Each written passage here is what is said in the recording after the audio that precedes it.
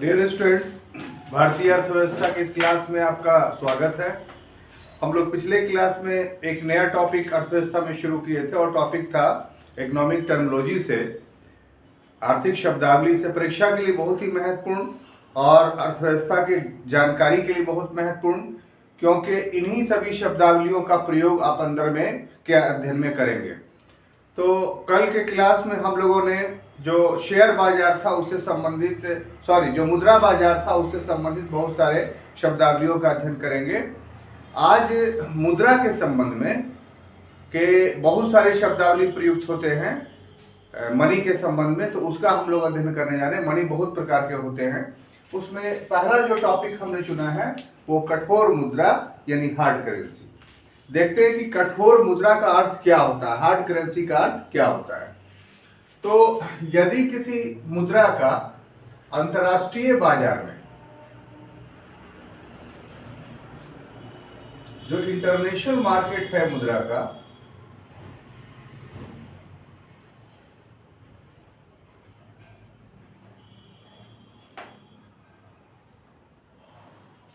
मांग की तुलना में जो डिमांड है उस मुद्रा का, जो इसका डिमांड है,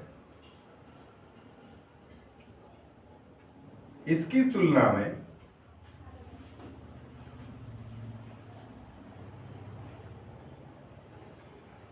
आपूर्ति यानी सप्लाई कम हो,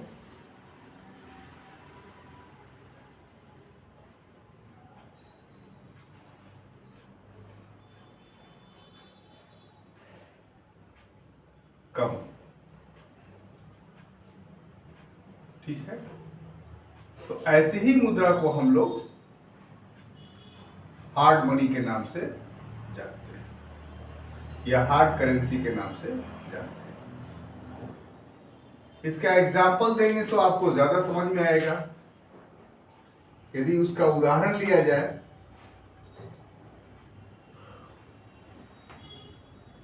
तो जैसे अमेरिका का डॉलर,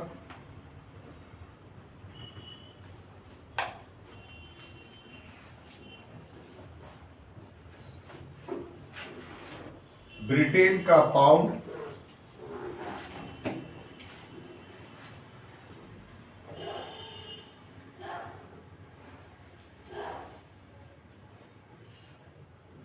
जापान का येन,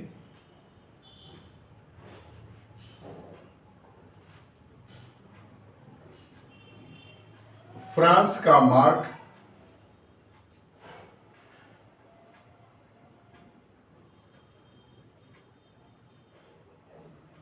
आदि। तो ये परिभाषित दृष्टिकोण से ये बात आपको बताई गई कि जो कठोर मुद्रा है, हार्ड करेंसी, वो क्या है। तो सिंपल सी बात है कि ऐसा मुद्रा, ऐसा करेंसी जिसकी मांग अधिक हो लेकिन उसकी मांग के तुलना में उसकी पूर्ति नहीं हो, तो ऐसे मुद्रा को परिभाषित रूप से हम लोग क्या बोलेंगे, हार्ड करेंसी, कठोर मुद्रा। प्रश्न उठता है कि ऐसी परिस्थिति आती क्यों। अगर इसको हम लोग जाने तो फिर कठोर मुद्रा को बहुत आसानी से समझ सकते हैं। इस प्रकार के मुद्रा बनने के पीछे अंतर्राष्ट्रीय व्यापार जिम्मेदार है, जो इंटरनेशनल ट्रेड वो जिम्मेदार है। तो अंतर्राष्ट्रीय बाजार में कुछ मुद्राएं ऐसी हैं जिन मुद्राओं में व्यापार अधिक होता है। अधिकांश व्यापार डॉलर में होता है। तो जिस मुद्रा में व्यापार अधिक होगा, स्वाभाविक सी बात है कि अंतर्राष्ट्रीय बाजार में विभिन्न देश उस मुद्रा को प्राप्त करने की कोशिश करेंगे। अब जैसे ही उस मुद्रा को प्राप्त करने की कोशिश करेंगे तो वो मुद्रा तो किसी एक देश का है, कोई अंतर्राष्ट्रीय मुद्रा तो है नहीं, तो वो देश तो सीमित मात्रा में उसको जारी करता है। इसका अर्थ क्या होगा कि ऐसी मुद्रा का मांग अधिक होगा लेकिन उसकी तुलना में पूर्ति कम होगी। तो ये अर्थव्यवस्था का नियम है कि जिसकी मांग अधिक हो और पूर्ति कम हो, उसके मूल्य में क्या होती है, वृद्धि हो जाती है। तो इसीलिए ऐसी मुद्रा जिसकी मांग के तुलना में पूर्ति कम हो और उसके मूल्यों में वृद्धि हो जाए, तो ऐसी मुद्रा को हम लोग कठोर मुद्रा या हार्ड करेंसी कहेंगे। इसके एग्जाम्पल्स, इसका उदाहरण क्या है, तो जैसे अमेरिका का डॉलर हो गया, ब्रिटेन का पाउंड हो गया, जापान का येन हो गया, फ्रांस का मार्क हो गया, इसके अलावा कनाडा और ऑस्ट्रेलिया की भी जो मुद्रा है डॉलर, वो भी, जिसको हम लोग कनाडियन डॉलर बोलते हैं या ऑस्ट्रेलियन डॉलर बोलते हैं, तो वो भी एक कठोर मुद्रा की श्रेणी में आता है, हार्ड करेंसी की श्रेणी में आता है, क्योंकि इसके माध्यम से भी विश्व व्यापार होता है। यहां पर एक समझने वाली बात है कि थोड़ा टॉपिक से हट कर करके हम लोग चले कि आखिर किन कारणों से ये मुद्रा अंतर्राष्ट्रीय बाजार में प्रयुक्त होती है। आपके मस्तिष्क में ये प्रश्न उठता होगा कि सर फिर हमारा रुपया भी क्यों नहीं इस्तेमाल होता है? अगर ये होता तो इसका मूल्य भी बढ़ जाता और हम लोग को लाभ होता। सिर्फ इसी कारण न इन मुद्राओं का मूल्य बढ़ गया है कि इसका अंतर्राष्ट्रीय बाजार में हम प्रयोग कर रहे हैं, तो हम अपने मुद्रा का भी प्रयोग करते तो मूल्य बढ़ जाता। इसका जवाब यह है कि विश्व में कुछ पदार्थ ऐसे हैं जो किसी विशेष जगह पे ही पाए जाते हैं, विशेष स्थान पे ही, विशेष देश में ही पाए जाते हैं, और अर्थव्यवस्था के लिए वो चीज काफी महत्वपूर्ण है। और उसमें जो चीज आती है वह है पेट्रोलियम उत्पाद। पेट्रोलियम उत्पाद लगभग 40% तक का भाग मध्य पूर्व में है, यानी मिडिल ईस्ट में है, और बाकी जो भाग है वह अमेरिका, ऑस्ट्रेलिया, रूस और दक्षिण अमेरिकी देशों में है। बाकी विश्व में कहीं नहीं है। और अर्थव्यवस्था को चलाना है तो बिना पेट्रोल के आप कुछ कर नहीं सकते, सारी अर्थव्यवस्था ठप हो जाएगी, क्योंकि यातायात के बिना जो है अर्थव्यवस्था नहीं चलती है, और यातायात का संपूर्ण साधन जो है वो पेट्रोलियम उत्पाद ही है। तो इसमें इन लोगों ने क्या किया कि एक ऑर्गेनाइजेशन बनाया, उसका नाम है OPEC, organisation of petroleum exporting countries. तो इसमें जितने पेट्रोलियम उत्पादक देश थे वो उसके मेंबर बन गए, और उन लोगों ने तय किया कि हम जो पेट्रोल बेचेंगे वो किस में बेचेंगे? डॉलर में। यानी किसी देश को अगर पेट्रोल लेना है तो किस में लेना है? डॉलर में। अब जो देश पेट्रोल अपने यहां नहीं उत्पादन करता है उसका 100% जो व्यापार होगा वो डॉलर के माध्यम से होगा, क्योंकि उस देश में अधिकांश आयात जो है वो पेट्रोल का होगा और उसके लिए उसको डॉलर में भुगतान करना पड़ेगा। तो ये पेट्रोलियम प्रोडक्ट जो था ये आधार बन गया किस चीज का? डॉलर का अंतर्राष्ट्रीय बाजार में परिचालन का। और इसी वजह से है जो डॉलर क्या है? एक कठोर मुद्रा बन गया, एक हार्ड करेंसी बन गया। अब जो विकसित देश थे उन विकसित देशों के पास तकनीक के माध्यम से कुछ उत्पाद ऐसा था, जैसे जापान को ले लीजिए, कि वो इलेक्ट्रॉनिक्स गुड्स में ऐसा ऐसा सामान बनाता है कि दूसरे देश नहीं बना पाते। उसका कुछ क्षेत्रों में एकाधिकार है, और उसने शर्त क्या रख दी कि आपको लेना होगा तो हमारी मुद्रा येन में लेना होगा। अब विश्व का सभी देश येन में लेने लगा, तो इसके परिणति क्या हुआ कि येन भी एक कठोर मुद्रा हो गया, हार्ड करेंसी हो गया। तो इससे एक बात स्पष्ट होती है कि यदि आपको अपने देश की मुद्रा के वैल्यू को बढ़ाना है, हार्ड करेंसी करना है, कठोर मुद्रा करना है, तो आपको कोई ना कोई चीज ऐसा उत्पादन करना होगा जो विश्व में दूसरे देश उत्पादित नहीं करते हैं, या कोई ना कोई ऐसा चीज उत्खनन करना होगा जो सिर्फ आप ही के यहाँ पाया जाता हो और विश्व में कहीं नहीं पाया जाता हो। तब आपका मुद्रा जो है कैसा बनेगा? हार्ड करेंसी बनेगा, कठोर मुद्रा बनेगा, और ऐसी परिस्थिति में आपकी अर्थव्यवस्था काफी मजबूत होगी, क्योंकि मुद्रा के वैल्यू से ही आजकल किसी देश की अर्थव्यवस्था मजबूत होती है। क्लियर? अब देखिए छात्रों, दूसरा हम टर्मिनोलॉजी उठाते हैं, तो उसमें है कि हॉट मनी। दूसरा क्या है? इसके हिंदी में बोलेंगे चलायमान मुद्रा।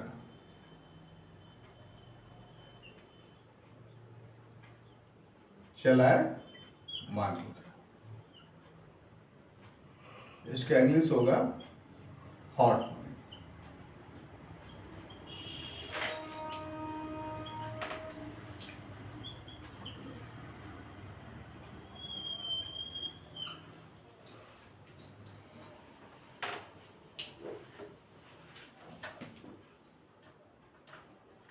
तो हॉट मनी किसको कहते हैं कि ऐसी मुद्रा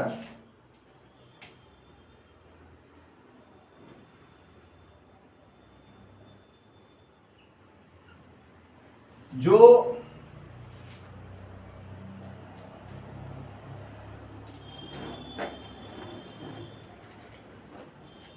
अधिक मूल्य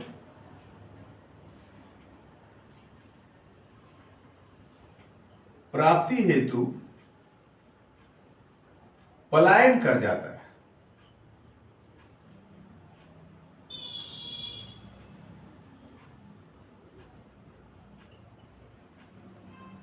तो ऐसी मुद्रा को हम लोग हॉट मनी के नाम से जानते हैं। इसमें क्या होता है कि जो हॉट मनी का आधार बनता है, जो बेस बनता है, वो ब्याज दर बनता है।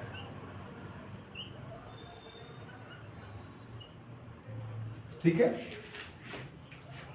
तो अंतर्राष्ट्रीय बाजार में ये जो चीज आप देख रहे हैं, ये चीज स्पष्ट रूप से जुड़ा हुआ है शेयर बाजार से। आप जानते हैं कि हर देश का अपना अपना शेयर बाजार है, जहां उस देश की कंपनियां या विदेश की कंपनियां सूचीबद्ध रहती है, लिस्टेड रहती है, और ऐसी परिस्थिति में लोग अपना उसमें निवेश करते हैं उन कंपनियों में, उस शेयर बाजार के माध्यम से। अब ऐसी परिस्थिति में किसी शेयर बाजार में किसी कंपनी का शेयर में उछाल आ गया, तो ये निश्चित सी बात है कि कोई ना कोई कंपनी किसी देश का होगा। उस देश का होगा तो स्वाभाविक रूप से बात है कि उस देश की मुद्रा में वहां निवेश किया गया होगा। अब देख लीजिए, एक मान लिया इंडियन ऑयल है, तर्क के खातिर आप एक उदाहरण के लिए रखिए, तो इंडियन ऑयल कहाँ की? भारत की कंपनी है। तो इंडियन ऑयल में भी बहुत सारे लोग ने अपना पैसा जो है इन्वेस्ट किया होगा, उसके शेयर खरीदे होंगे। इंडियन ऑयल जो है वो अमेरिका में भी सूचीबद्ध होगा, तो वहां भी जो है वो उसके शेयर जो है बिके होंगे। तो वहां शेयर जो बिकेंगे किस रूप में? रुपया के रूप में बिकेंगे, क्योंकि इंडियन कंपनी है। अब अधिकांश शेयर उसका भारत में बिक रहा है, लेकिन तर्क के खातिर मानिए कि इंडियन ऑयल का जो है वो रेट काफी बढ़ गया, उसके शेयर का भाव काफी बढ़ गया। तो इसका अर्थ क्या हुआ कि दूसरे कंपनियों से शेयर का जो प्रवाह होगा वो इंडियन ऑयल के तरफ होगा। तो इंडियन ऑयल के तरफ होगा तो स्वाभाविक सी बात है कि लोग रुपये में जो है वो अपना पैसा इन्वेस्ट करेंगे। तो इसका मतलब क्या होगा कि रुपये का मूल्य बढ़ जाएगा अंतर्राष्ट्रीय बाजार में। तो ऐसी परिस्थिति में जहां जहां रुपये को अधिक ब्याज दर मिलेगा, अधिक इंटरेस्ट रेट मिलेगा, वहां वहां वो मुद्रा जो है वो पलायन कर जाएगा। और ये पलायन करने का आधार क्या बनेगा? तो उसका इंटरेस्ट रेट, उसका ब्याज दर। इसको दूसरे रूप में छात्रों ऐसे भी हम समझ सकते हैं कि हर देश की मुद्रा है, तो हर देश की मुद्रा का हर बैंक में ब्याज दर अलग अलग होता है। ठीक है। जैसे उदाहरण के लिए भारत में ही लीजिए तो स्टेट बैंक इसी रुपया पर अलग ब्याज दर देता है, बैंक ऑफ इंडिया इसी रुपया पर जमा करने पर अलग ब्याज दर देता है, हर के ब्याज दर एक नहीं है। तो आप क्या करते हैं कि जहां पर ब्याज दर अधिक मिलता है जिस बैंक में, आप वहां अपना पैसा रखते हैं। तो ये रुपया का एक बैंक से दूसरे बैंक में पलायन हुआ कि नहीं? तो देश के अंदर ये पलायन होता है तो रुपया के नामकरण पर कोई प्रभाव नहीं पड़ता है। लेकिन अंतर्राष्ट्रीय बाजार में यदि यही घटना घटती है कि किसी एक देश का रुपया किसी दूसरे देश के बैंक में ब्याज दर अधिक मिल रहा है, तो जो मनी का कारोबार करते हैं, मुद्रा बाजार का कारोबार करते हैं, वो व्यक्ति क्या करेगा कि उस मुद्रा का जिसका ब्याज दर उस देश में ज्यादा मिल रहा है, दूसरे देश से उस मुद्रा को ला करके उस बैंक में जिसमें ब्याज दर अधिक मिल रहा है जमा करेगा या निवेशित करेगा। क्यों? क्योंकि हमको अधिक ब्याज दर मिले। तो ऐसी मुद्रा को जो है हम लोग चलायमान मुद्रा या हॉट मनी कहते हैं। अब प्रश्न ये उठता है कि साहब कौन सी ये मुद्रा आएगी? तो जो विकसित देशों की मुद्रा है, जो ऊपर हम लोग पढ़ चुके हैं, वही मुद्रा सामान्यतः जो है वो चलायमान मुद्रा या फिर हॉट मनी के नाम से जानी जाती है। क्यों ऐसा होता है? ऐसा इसलिए होता है क्योंकि अमुक देश में पेट्रोल खरीदने की आवश्यकता अधिक पड़ गई, तो स्वाभाविक सी बात है कि वो उस देश का बैंक जिस मुद्रा में पेट्रोल खरीदा जाएगा उस मुद्रा का ब्याज दर बढ़ा देगा। क्यों? क्योंकि ताकि दूसरे देशों से डॉलर जो है हमारे देश में आ जाए, और जब डॉलर हमारे देश में आ जाएगा तो फिर क्या होगा, हम आसानी से पेट्रोल खरीद लेंगे। तो जो अंतर्राष्ट्रीय बाजार में जो मुद्रा का व्यापार करने वाले व्यापारी हैं, वो इस डॉलर का निवेश कहां कर देंगे? उस देश में कर देंगे जिस देश में ब्याज दर अधिक मिल रहा है, और उनको अधिक ब्याज दर का लाभ मिलेगा, और उस देश को जिसमें डॉलर नहीं था, डॉलर की पूर्ति हो जाएगी और फिर वो पेट्रोल खरीद लेगा। तो एक प्रकार से जो कठोर मुद्रा है, जो हार्ड मनी है, वही हॉट मनी में कन्वर्ट कर जाता है। लेकिन अंतर क्या है?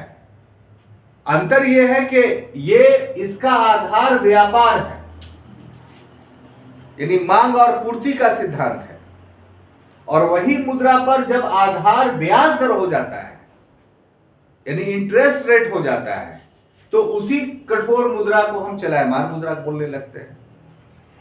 तो समझने के अंदाज में कुछ ऐसे समझिए कि मुद्रा एक ही है, मुद्रा अलग अलग नहीं है। मुद्रा जो आपको ये लिखा गया वही है, लेकिन इसके बेस में कमी अगर हो जाती है, इसका बेस अगर मांग और आपूर्ति होता है, तब ये कठोर मुद्रा कहलाता है, और इसका बेस अगर ब्याज दर हो जाता है, तब यही मुद्रा क्या कहलाता है? चलायमान मुद्रा या हॉट मनी कहलाता है।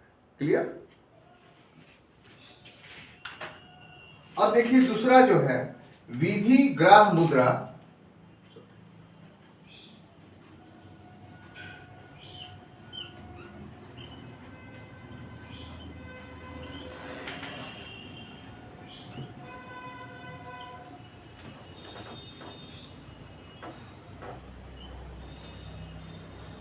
या इसको इंग्लिश से बोलेंगे लीगल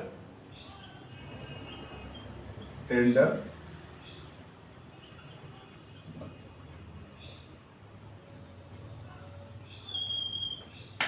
अब ये मुद्रा कौन सा है?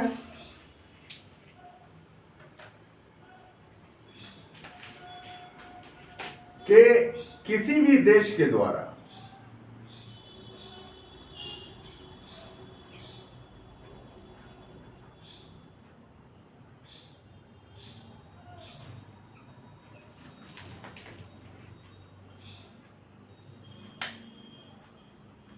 संचित भंडार रखने के बाद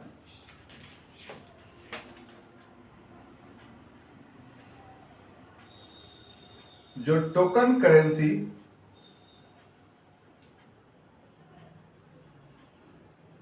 जारी किया जाता है,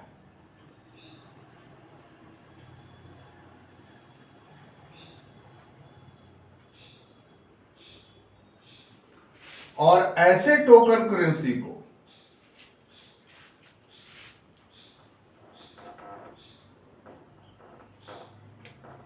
लेने से कोई व्यक्ति या संस्था, कोई व्यक्ति या संस्था इनकार नहीं कर सकता,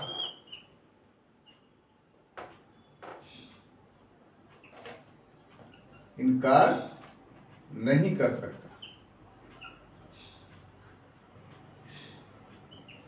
तो ऐसे टोकन करेंसी को हम लोग विधि ग्राह मुद्रा बोलते हैं।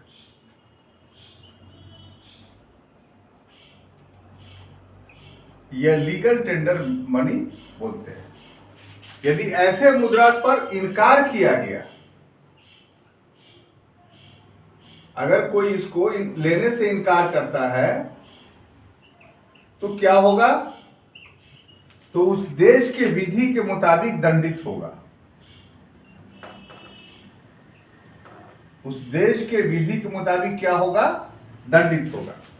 अब इसमें देखिए कि भारतीय रुपया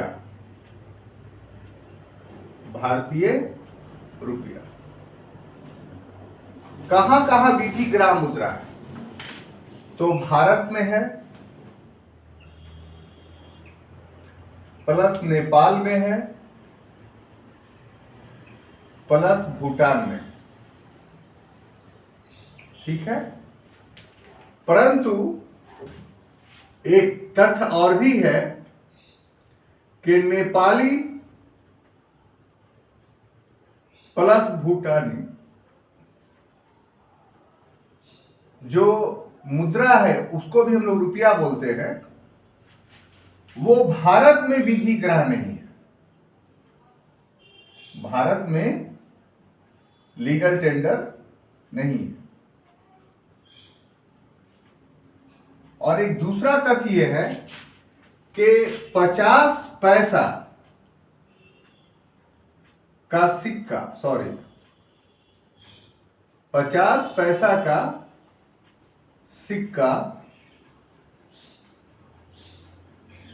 10 रुपया तक ही विधि ग्राह है।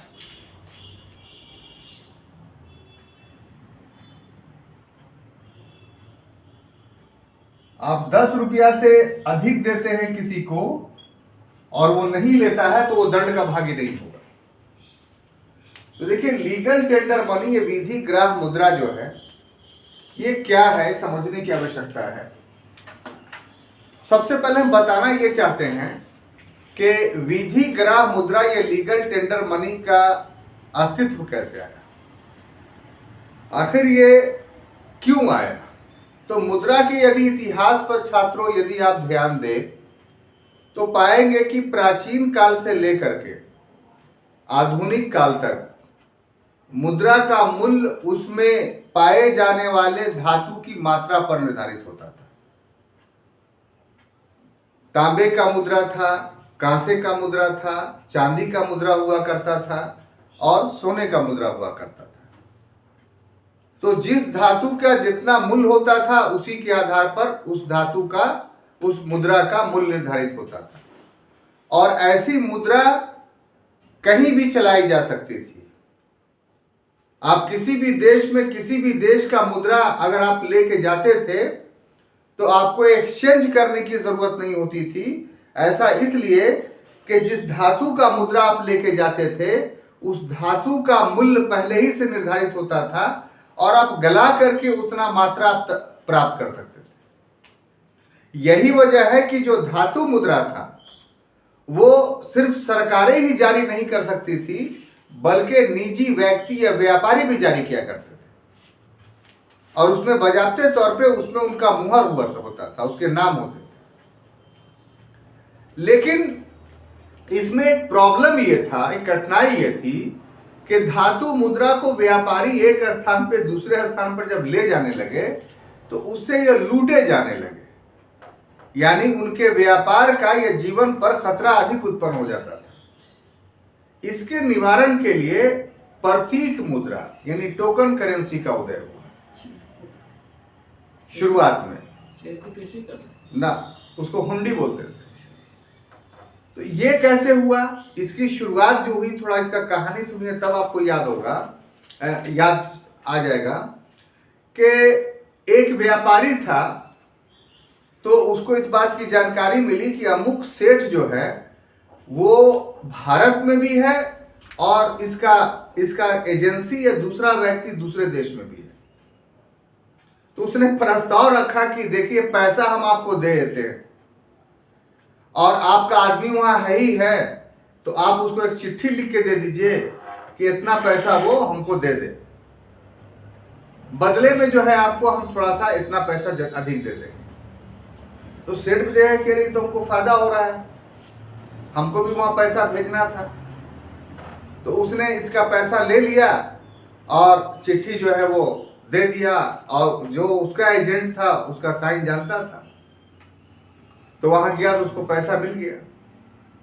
तो इस ढंग से बिना मुद्रा को ले गए हुए, हार्ड करेंसी को ले गए हुए व्यापार आसानी से होना था। इसको हुंडी बोलते थे, इसको बिल ऑफ एक्सचेंज बोला गया इंग्लिश में। यही आधार बना। अब देखिए हुआ क्या कि अब उसको बड़ी आसानी हुई, तो वही जो कागज हुआ वही कागज एक प्रकार से मुद्रा बन गया। तो इस ढंग से कागजी मुद्रा, ये प्रतीक मुद्रा का प्रचलन हुआ। मध्यकाल में 3 ऐसे देश थे, जैसे चीन था, ईरान था और भारत का में मोहन तुगलक था, जिसने प्रतीक मुद्रा जारी किए। चीन और ईरान में कामयाब हो गया, भारत में उस समय कामयाब नहीं हुआ था। लेकिन कहिए कि मध्यकाल में इसकी बुनियाद पड़ गई थी टोकन करेंसी की, लेकिन व्यापक पैमाने पर जो इसकी बुनियाद पड़ी वो आधुनिक काल में पड़ी। तो अब आधुनिक काल में आते हैं कि क्या होता है। तो हर देश की सरकार, क्योंकि पहले राजतंत्र था, अब लोकतंत्र हो गया, तो लोकतंत्र में जो सत्ता होती है वो जनता में जो है निहित होती है, ये आप जानते हैं अच्छी तरीके से। तो जनता में जब निहित होती है संप्रभुता, तो हर चीज पर जनता का अधिकार मान होता है। तो ऐसी परिस्थिति में मुद्रा पर भी जनता ने अपने अधिकार को बनाने का प्रयास किया। तो कैसे? तो उसमें सरकार ने जो नीति अपनाई कि हम जो है वो मुद्रा छापेंगे, लेकिन उसके वैल्यू के मात्रा में छापेंगे। उसका वैल्यू हम पहले रख लेंगे। जैसे असल वैल्यू किसका है, सोने चांदी ये सब का, तो सोना को हम रिजर्व रख लेंगे, और जितना रिजर्व रखेंगे उसी के मूल्य के बराबर हम कागजी मुद्रा, ये टोकन करेंसी जारी कर देंगे। तो इसका मतलब क्या हुआ कि हमारे पास धन है, लेकिन उस धन को प्रत्यक्ष रूप से हम बाजार में नहीं ला करके, उस सोने को प्रत्यक्ष रूप से हम बाजार में नहीं ला करके, उसके बदले में कागज के रूप में हम मुद्रा को ला रहे हैं। और इसको घोषित कर दिया जाता है कि ये लीगल टेंडर मनी है, विधि ग्राह्य मुद्रा है, जिसका अर्थ क्या होगा कि इसको अस्वीकार करना देश की संप्रभुता को चैलेंज करना है, देश की स्वतंत्रता को चैलेंज करना है। तो इसलिए ऐसी मुद्रा को एक्सेप्ट नहीं करना दंडनीय अपराध है। तो अभी वर्तमान समय में जितने भी देश हैं, सभी की मुद्रा, चाहे उसका नाम कुछ भी हो, सभी के सभी विधि ग्राह्य मुद्रा है, लीगल टेंडर मनी है। तो यहाँ भारत का जो रुपया है वो भी जो है वो लीगल टेंडर मनी है। और ऐसे रुपया को यदि कोई व्यक्ति या संस्था लेने से इनकार करेगा तो उसको दंड का भागी होना पड़ेगा, दंडित होना पड़ेगा, कोई इनकार कर ही नहीं सकता है। इसमें सबसे अपने देश की बात अगर हम बोलते हैं तो हमारे देश की मुद्रा सिर्फ अपने देश में ही नहीं, बल्कि नेपाल और भूटान में भी विधि ग्राह्य है। आप पूछिएगा सर, नेपाल और भूटान तो एक जो है वो संप्रभु देश है, तो वो वहां ये मुद्रा कैसे विधि ग्राह्य हो गई?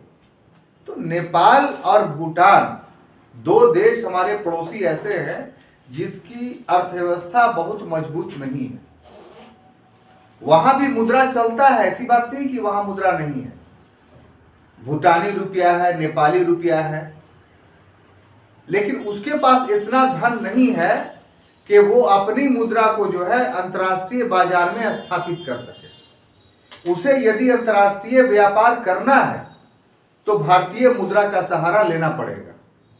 इसीलिए नेपाल और भूटान ने क्या किया कि भारतीय मुद्रा में अपना विदेशी अंतर्राष्ट्रीय व्यापार करने के लिए समझौता किया। तो जब नेपाल और भूटान भारतीय मुद्रा का अंतर्राष्ट्रीय व्यापार में प्रयोग करेगा तो स्वाभाविक से रूप है कि उसको भारत के मुद्रा को लीगल टेंडर मनी मानना पड़ेगा, तभी वो कर सकता है। तो इसीलिए उस देश ने, अपने देश में, दोनों देशों ने, भूटान और नेपाल ने भारतीय रुपया को अपने देश में विधि ग्राह्य मुद्रा माना है। ये एक समझौता है। अब इसका परिणाम क्या हुआ कि वहां नेपाल और भूटान में कोई भी व्यक्ति होगा, चाहे वो विदेशी हो या वहां का हो, वो भारतीय रुपया को लेने से इनकार नहीं कर सकता है। ठीक है, लेकिन भारत में जो नेपाली और भूटानी मुद्रा है वो विधिग्राह नहीं है, हम यहां उसको नहीं भी ले सकते हैं, हमें कोई सजा नहीं होगी।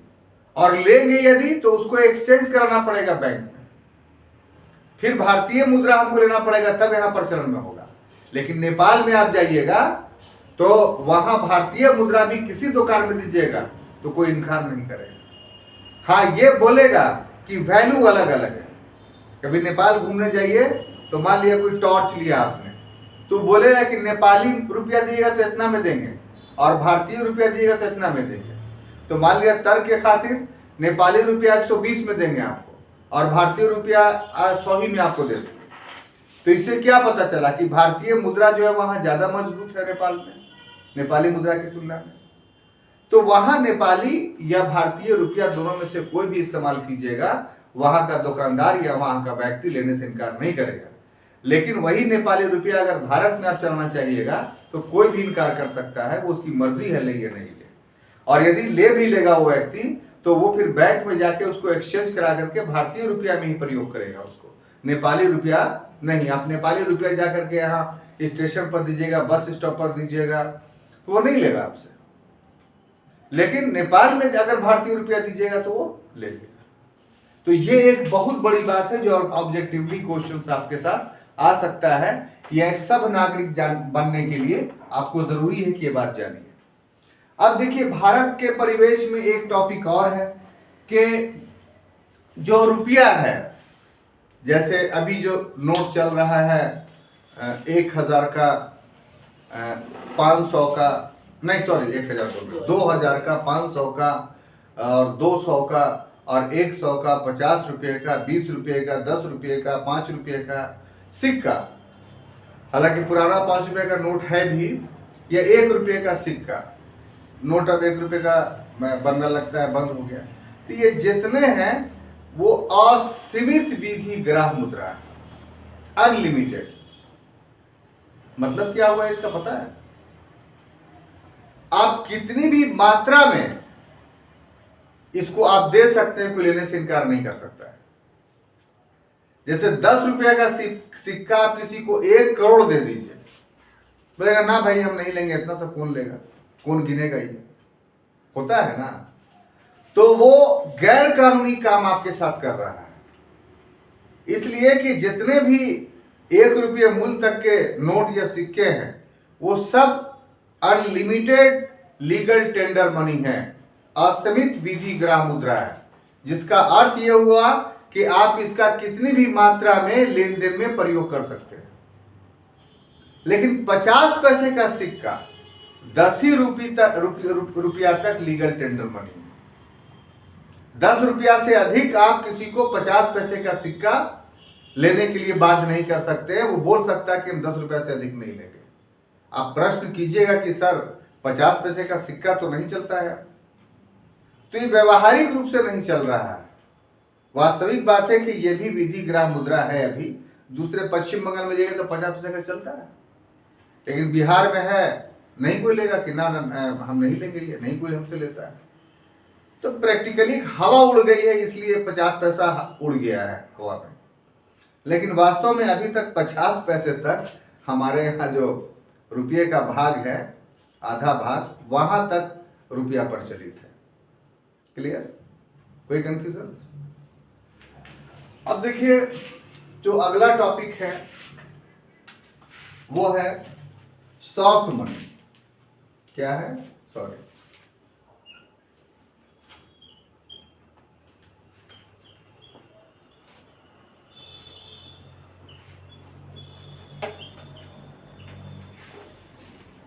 ये सॉफ्ट करेंसी।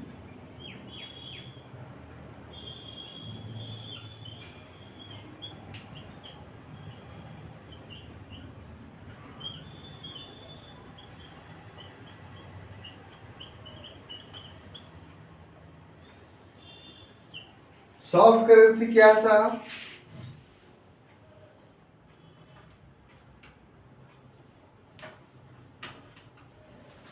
कि अंतर्राष्ट्रीय बाजार में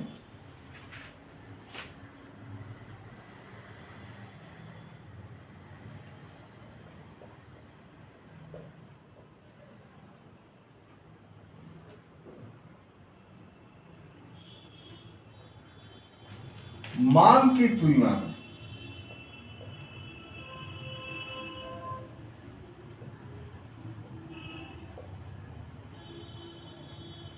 पूर्ति अधिक हो,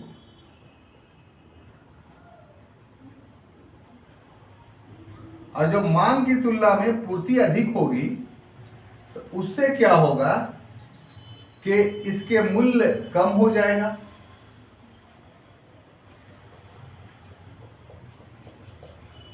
तो अंतर्राष्ट्रीय बाजार में जो ऐसी मुद्रा होगी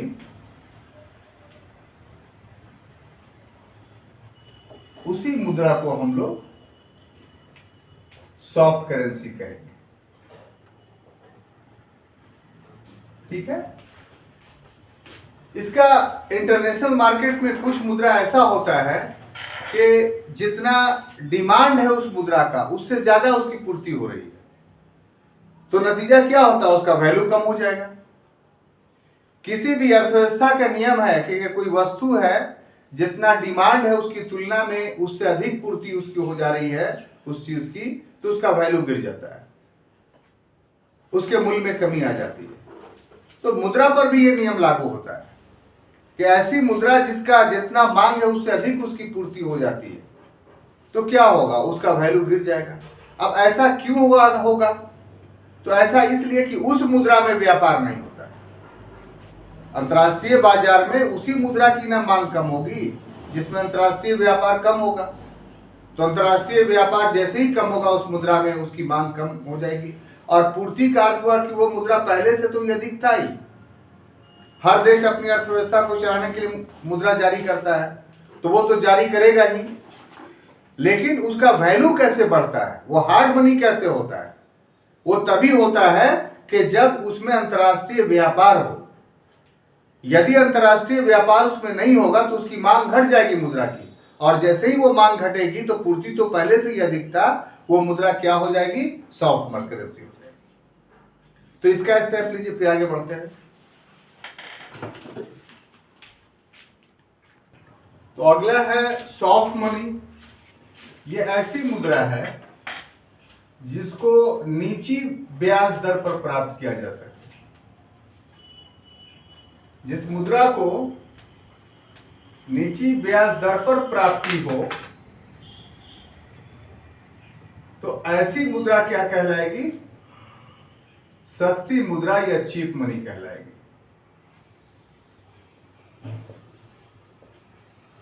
अब प्रश्न ये उठता है कि ऐसा कौन मुद्रा होता है जिसका ब्याज दर बहुत लो होता है? तो ऐसा हर वो मुद्रा है जिसमें अंतर्राष्ट्रीय व्यापार नहीं होता है। जिस मुद्रा में इंटरनेशनल ट्रेड नहीं होगा या अंतर्राष्ट्रीय रूप से उसका प्रयोग नहीं होगा, वो मुद्रा बिल्कुल सस्ती होगी, चीप होगी। क्यों? क्योंकि हर बैंक उसको कम ब्याज दर पर जो है देने के लिए तैयार रहेगा। वो इसलिए तैयार रहेगा ताकि लोग लें उसको, उस मुद्रा में भी व्यापार करें। लेकिन चूंकि वो चलन में नहीं है इसलिए लोग लेते नहीं है, हमेशा वो मुद्रा सस्ती बनी रहती है। एक सिंपल सा चीज। उसके बाद दूसरा है सॉफ्ट लोन।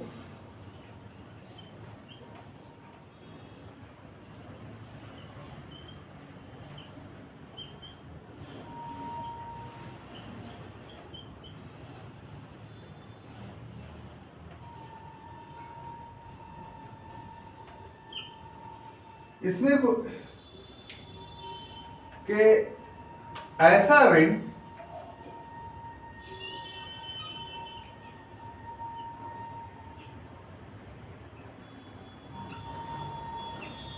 जो कम ब्याज दर पर दिया जाए,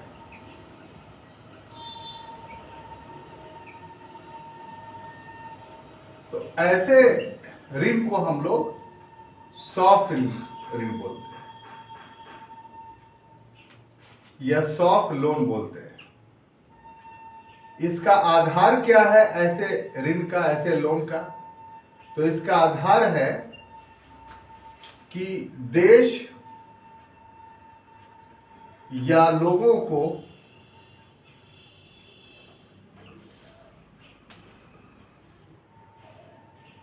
विकसित या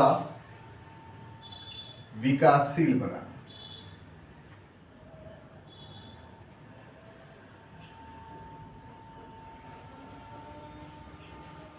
ठीक है, तो सॉफ्ट लोन या सॉफ्ट ऋण किसको कहते हैं कि जिसमें ब्याज दर बहुत कम हो। तो कम ब्याज दर पर यदि ऋण उपलब्ध कराया जाता है, लोन उपलब्ध कराया जाता है, तो उसको हम लोग सॉफ्ट लोन बोलते हैं। और साथ ही साथ इसमें एक चीज और शामिल है कि भुगतान की अवधि लंबी होती है, प्लस भुगतान अवधि क्या होगी, लंबी होगी। तो ये दो विशेषता जिसमें होगा, यानी ब्याज दर कम और भुगतान अवधि लंबी होगी, तो ऐसे जो है लोन को हम लोग सॉफ्ट लोन बोलते हैं। प्रश्न ये उठता है कि कोई भी संस्था, देश या बैंक ऐसा लोन क्यों प्रदान करती है। तो परिभाषिक रूप से कि ये जिसको प्रदान किया जाए वो बिल्कुल डाउन ट्रोडन है, बिल्कुल दबा हुआ है, उसको या तो विकासशील बनाना है, यानी उसमें विकास की गति देनी है, या अगर विकास की गति मिल चुकी है उसको तो विकसित बनाना है। ये उद्देश्य होता है। अब आप बोलिए कि सर क्यों ऐसा होता है।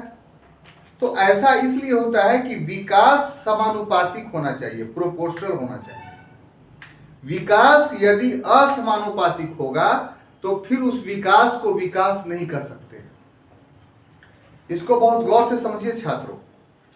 जैसे एग्जाम्पल के तौर पर आपका शरीर है, तो आपके शरीर के हर अंगों की वृद्धि का एक अनुपात है, तभी आप प्रॉपर रूप से काम कर पाते हैं या सुंदर दिख पाते हैं।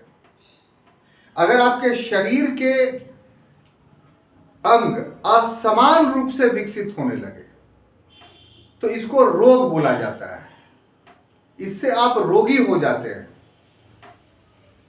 तो शरीर असमान रूप से जब विकसित होगा तो इसको क्या बोलेंगे, कैंसर बोलते हैं।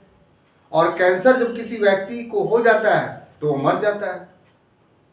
तो इसलिए कोई भी संरचना हो जीव का या जीवित या लिविंग थिंग्स का, उसका एक अंगों का एक प्रोपोर्शनल डेवलपमेंट का थ्योरीज है, समानुपातिक विकास का सिद्धांत है।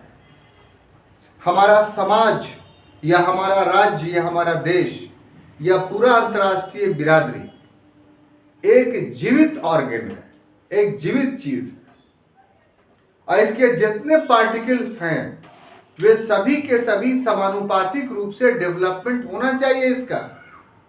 अगर समानुपातिक रूप से डेवलपमेंट नहीं होगा तो फिर आपका डेवलपमेंट बेमानी है, उसका लाभ आप नहीं उठा सकते हैं। तो जो लोग या जो संस्था या जो देश विकास के जो मापदंड है उस मापदंड पर नहीं आया है, खरा नहीं उतरता है वो, तो फिर ये दूसरे लोगों, दूसरे देशों, दूसरे संस्थाओं का दायित्व बन जाता है कि उसको उस स्तर तक लाया जाए जिस स्तर तक विकास में वो सहभागी बन जाता है। तो कैसे लाया जाएगा, तो इसकी मदद करके। तो मदद कैसे की जाएगी, तो जो प्रचलित ब्याज दर है जिसमें वित्तीय संस्थाएं काम करती हैं या कोई देश काम करता है या कोई लोग पैसा देने वाला काम करता है, तो प्रचलित दर से हट करके उससे कम ब्याज दर पर लोन देता है और अवधि भी बढ़ा देता है उसकी, ताकि वो विकास के गति में अपनी गति को मिला सके। तो अब इसको एग्जाम्पल दीजिए स्थानीय आधार पर और अंतर्राष्ट्रीय आधार पर, तो आपको और स्पष्ट समझ में आ जाएगा। स्थानीय आधार पर मान लिया जाए कोई दबे कुचले लोग हैं, किसान है, मजदूर है, ये विकास के दौड़ में शामिल नहीं हो पा रहा है। तो सरकारें क्या करती है, हमारे देश की सरकार क्या करती है कि किसानों को बोलती है कि बैंक तो अन्य लोगों से 12% और 13% ब्याज लेती है, आपको जो है वो साहब 4% पर लोन दे देगी, आप लीजिए। और लोगों को जो है वो 1 वर्ष 2 वर्ष के लिए देती है, आपको 10 वर्ष के लिए दे देगी। और लोगों से चक्रवृद्धि ब्याज वसूल करती है, आपसे चक्रवृद्धि ब्याज वसूल नहीं करेगी। तो जो राशि आपको दी गई है वो पूरी राशि पर जो है 4% की दर से 10 साल में आप वापस कर दीजिए। तो इस तरह का लोन जो दिया गया भारतीय वित्तीय संस्थाओं के द्वारा किसानों को, वो लोन क्या कहलाएगा? Soft loan. अब अंतरराष्ट्रीय स्तर पर बहुत सारी संस्थाएं जैसे IMF है, वर्ल्ड बैंक है, इसके जो मेंबर्स होते हैं उन मेंबर्स में विकसित देश भी है, अल्प विकसित भी है, विकासशील भी है। तो वर्ल्ड बैंक और IMF जो है इन देशों को जो अल्प विकसित हैं उन्हें जो लोन देती है वो दीर्घावधि तक देती है और कम ब्याज दर पर देती है। क्यों? क्योंकि ये देश जो है वो अंतर्राष्ट्रीय स्तर पर जो विकसित देश है उसके समकक्ष खड़े हो सके, आ सके। अगर नहीं आ पाएंगे तो फिर ये ग्लोब, ये जो धरती है, इसमें समानुपातिक विकास नहीं हो पाएगा।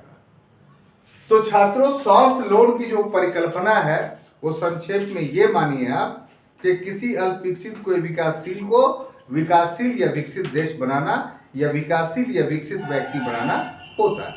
क्लियर? अब अगला हम आते हैं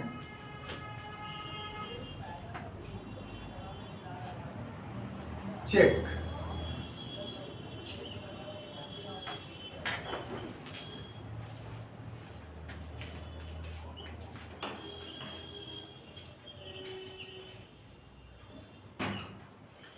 ये चेक क्या है साहब? तो ये एक परपत्र है। ये चेक क्या है? एक परपत्र है, यानी डॉक्यूमेंट्स।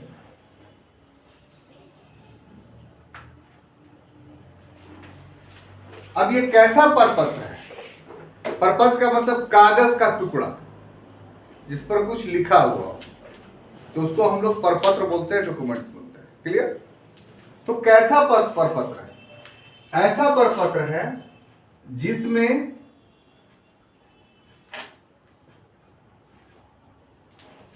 तीन पक्ष शामिल होते हैं।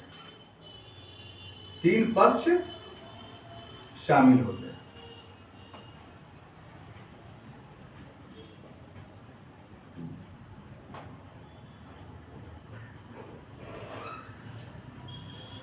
तीन पक्ष में कौन कौन पक्ष है? एक पक्ष को जो बोलते हैं हम लोग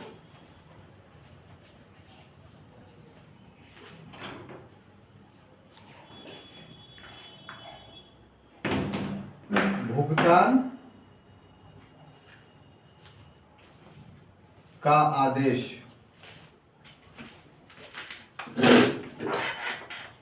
देने वाला, भुगतान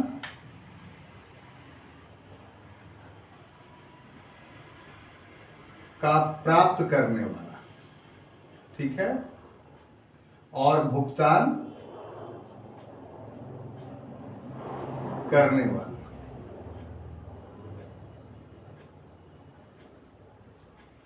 तो इसका मतलब इसमें तीन तीन शब्द है, भुगतान भुगतान भुगतान, लेकिन तीनों भुगतान में अलग अलग बात है।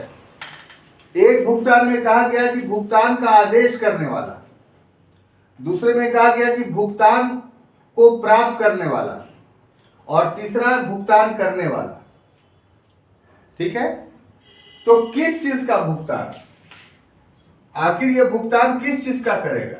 तो ये भुगतान करेगा मुद्रा का, यानी पैसा का, है ना? तो अगर भारतीय बैंक की तुलना में किया जाए इसको, तो ये कौन हो जाएगा? तो ये आपका हो जाएगा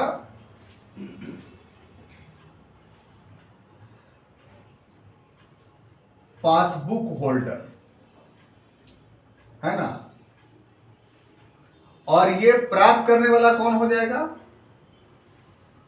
तो पैसा लेने वाला। पैसा लेने वाला व्यक्ति भी हो सकता है और संस्था भी हो सकता है, ठीक है। और भुगतान करने वाला कौन हो जाएगा? तो बैंक। तो इसका मतलब यह हुआ कि चेक एक ऐसा प्रपत्र है, एक ऐसा डॉक्यूमेंट्स है। देखिए आप भी जानते थे, लेकिन पढ़ाई की भाषा में इसको कैसे बोलेंगे इसलिए आप पढ़ रहे हैं इसको, ठीक है, और कुछ कोई बात नहीं है। तो चेक एक ऐसा प्रपत्र है, एक ऐसा बिल ऑफ एक्सचेंज है, या इसका दूसरा नाम है विनिमय प्रपत्र। इसको अगर दूसरे शब्द में कहें प्रपत्र तो कैसा? विनिमय प्रपत्र।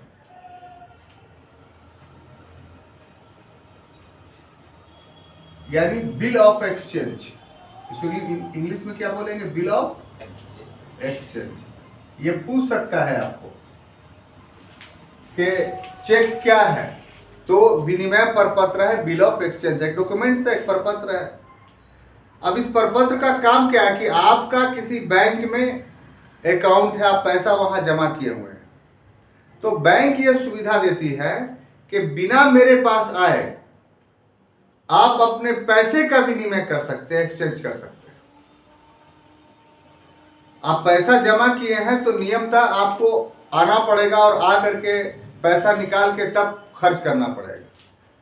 लेकिन इस झमेले से बचाने के लिए बैंक ने क्या किया कि आपको एक चेक बुक दे दिया, जिसमें बहुत सारे चेक 50 या 100 पेज रहते हैं। उसमें आपको अगर अपने पैसे का किसी को भुगतान करना है तो आप आइए नहीं बैंक, बल्कि उसमें लिख दीजिए कि धारक को इतना रुपया अदा किया जाए। धारक का इंग्लिश बियरर, मतलब जिसके हाथ में चेक है उसको दे दिया जाए इतना पैसा। तो आप आदेश देने वाले हुए। आदेश दिया किसको? बैंक को दिया। और आदेश प्राप्त कौन कर रहा है? तो जो व्यक्ति जिसके हाथ में आपका चेक है। तो इस चेक में 3 पक्ष शामिल हुए कि नहीं? एक प्रदान करने वाला, एक प्राप्त करने वाला, एक उस आदेश को क्रियान्वित करके देने वाला। तो इस तरीके से चेक में ये बातें, चेक भी बहुत प्रकार के होंगे, वो आगे हम लोग देखेंगे कि कितने प्रकार के चेक होते हैं। तो चेक एक प्रकार का बिल ऑफ एक्सचेंज है, यानी एक प्रकार का आपका लिए हुंडी है। अब दूसरा जो अगला टॉपिक है वो है हुंडी।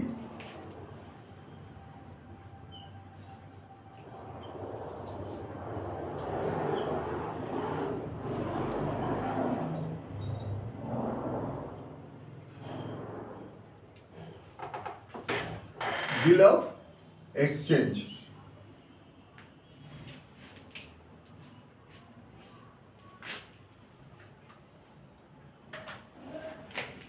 तो देखिए ये भी एक प्रकार का चेक है।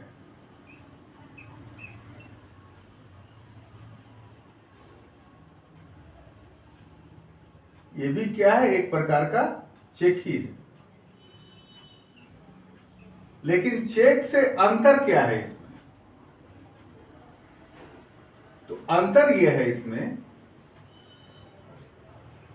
कि चेक जो है वो हमेशा मुद्रा में इसका विनिमय होगा, यानी इसका जो एक्सचेंज होगा वो किस पे? मुद्रा में। लेकिन हुंडी का जो होगा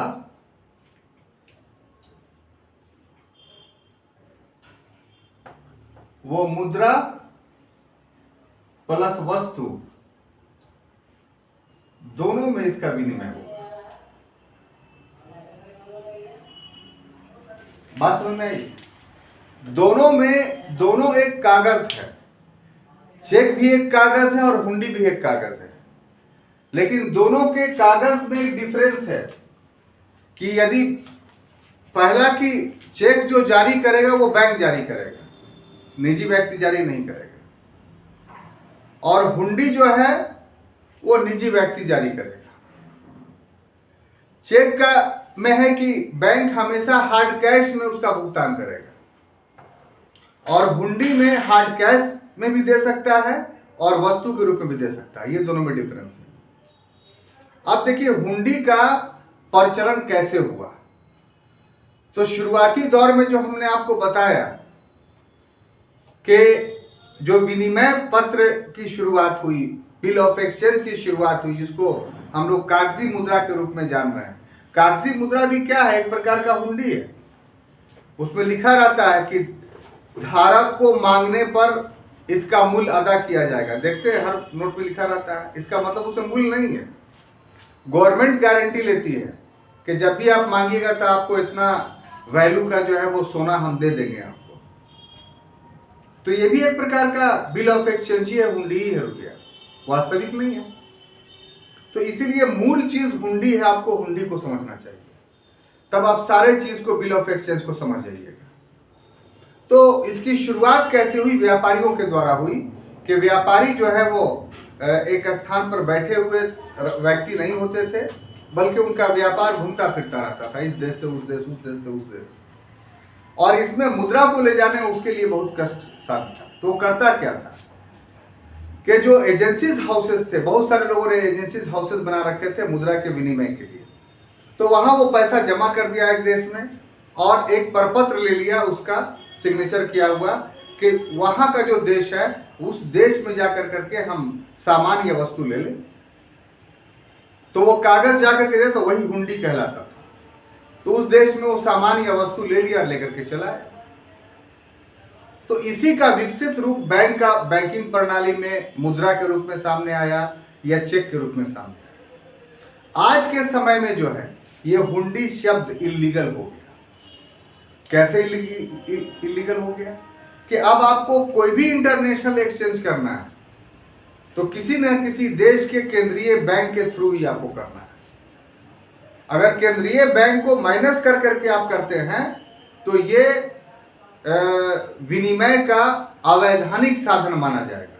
और इसके लिए एक शब्द है जिसको बोलते हैं हवाला बाजार, हवाला ट्रेड, जिसमें मुद्रा जो है बिना सरकार के जानकारी के, बिना सरकार को टैक्स दिए हुए एक देश से दूसरे देश या एक स्थान से दूसरे स्थान पे चलाता है, और उससे सरकार को जो राजस्व मिलना चाहिए वो सरकार को राजस्व नहीं मिलता है। इसीलिए हुंडी प्रथा या हवाला बाजार वर्तमान समय में अवैध है।